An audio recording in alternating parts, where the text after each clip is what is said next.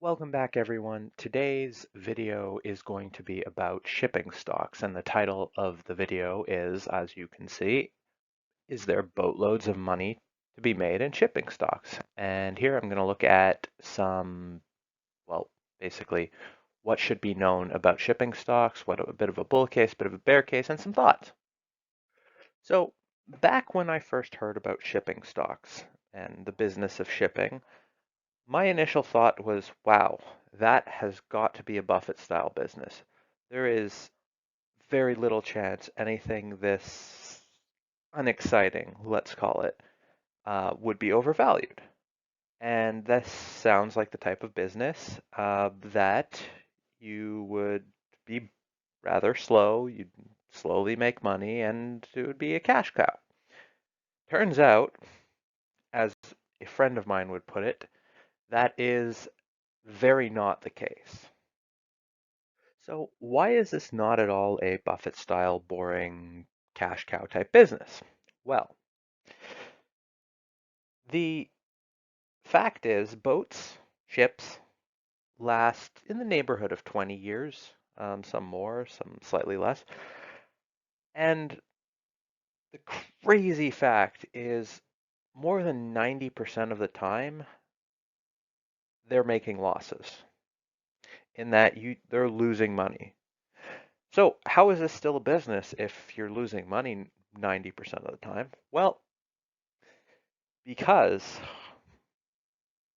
that small percentage of the time that uh, the companies are still making money, they could be making a lot of money.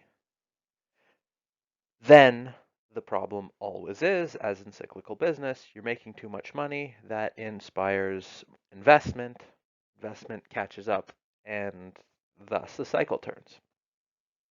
So the other thing that's very important to understand and is kind of not super clear to people who may be new to the shipping verse. And I have in past videos kind of mentioned pieces of this here and there, but I think it's important to put it all together. There are a lot of types of shipping. There are crude oil, finished products, nat gas, dry bulk, a whole bunch of things that and within each of those types of things, there are plenty of different sizes of ships, each that have their own price associated with it. So even within shipping of crude oil, you have half a dozen types of ships, half a dozen routes, and each with its own price. So it's not as straightforward as some other commodities where you have a price, you may have a concentrate price that the smelters will give. There's a lot of different nuances. So, as in many things, there's a common bull thesis of there's demand outpacing supply. And in past years, we've had an extended bear market. There's been a lot of shipyards shutting down or consolidating the existing ones. There's been oversupply of ships, so not much demand for new ones. And eventually, the cycle, as it has to do, if the business will continue, um, the bulls would say it is reversed and is in the process of heading towards a new up cycle. Now, that's not to say that there's no good bear theses related to shipping. I've heard it argued that more efficient manufacturing, 3D printing, and other more direct initiatives have made it so that the world is more efficient, less products are needed to be moving all the way across the ocean from one side to the other and back again, maybe. And so this has led to declining demand and closing of shipping lanes. But here's the thing. There is a trade war going on. I would say most people in the developed world know about this, especially people that would be watching this video about shipping stocks. And people are probably thinking, I don't know what that's going to happen, what's that's going to cause. And you know what? I don't know either. But here's the thing.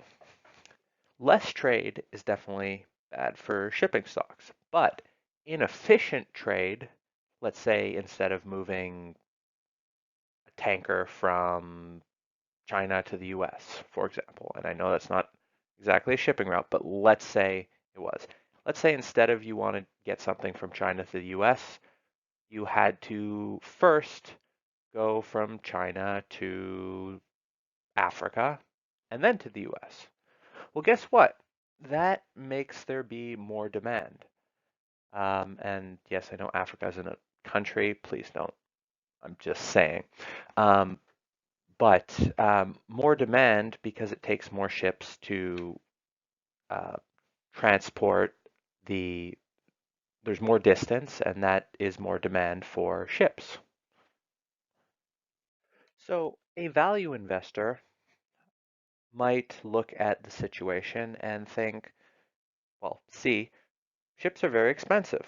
And if you look at the equity in these companies, many of them have a very manageable amount of debt. They have, you can basically buy the ships at a discount to if you were buying them new. And in that way, the stocks are less expensive than the assets that they own, some of them.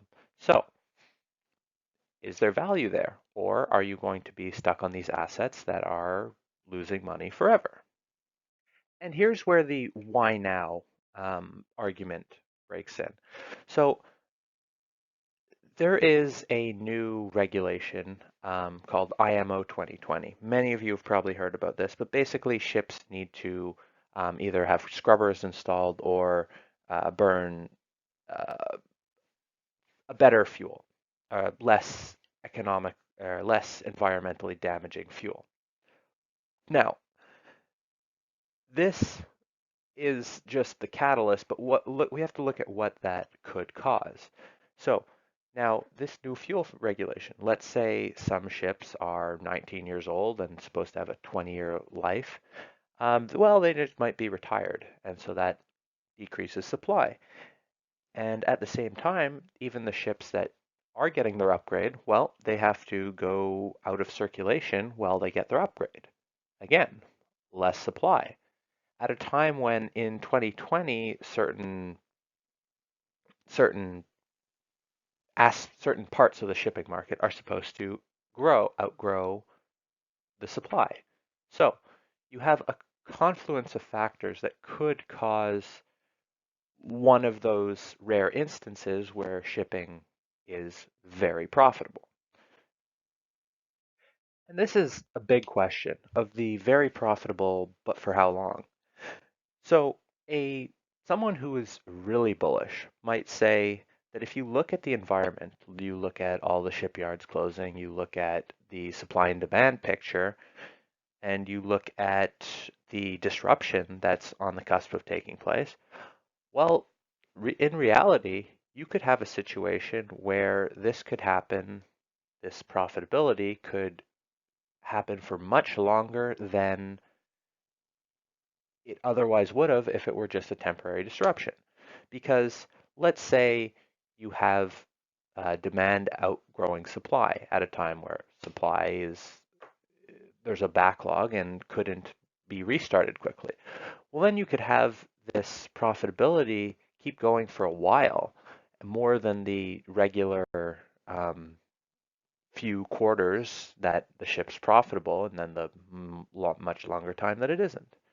So in that way, if this confluence of factors comes together in the way that some bulls are thinking it could, well, then you could have, I hate to use the word super cycle, but something that looks like that if everything comes together. But you still don't need everything to come together to look at the value in what these shipping stocks could make in a short-term disruption. Now, as always in the markets, there is risk, and it's not insignificant. If there is massive deflation or growth disappoints, growth of the demand side, that is, while growth of supply side is exceeds expectations, let's call it, and more ships are made or new dry docks, shipyards come online and can make a lot more ships, or they come online quicker than anticipated, well, then uh, the, these ships could, if from lose the value that they've accrued very quickly. And just a personal commentary that I normally like to give, disclosure, I am long in the sector via calls, bought some calls a while back, so I am effectively long. Well, that is it for today. I hope you found something interesting. As always, this is a very volatile sector, high risk, high reward, as are a number of stocks, a number of cyclical stocks. So please be sure to do research in the sector before making any decisions, and be aware that risk money is risky, basically. So with that, have a great day.